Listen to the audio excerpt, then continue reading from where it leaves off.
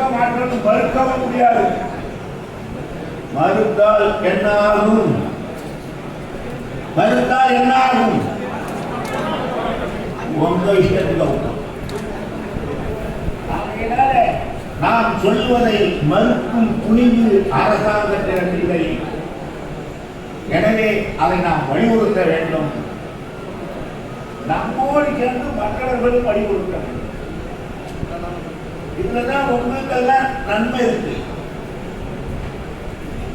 நீங்கெல்லாம் எங்களுக்கு நாங்கள் இவ்வளவு பேர் இருக்கோம்னு சொல்றதுக்கு தயங்கின நேரத்தில் 1980 ஐயா கிளம்பி எங்களுக்கு 20% வேணும் தான் எல்லாரும் இடஒதுக்கீடு அந்த மக்கள் தொகை எண்ணிக்கை நாங்களும் எவ்வளவு இருக்கோம் எங்களுக்கும் கொடுத்தாங்க.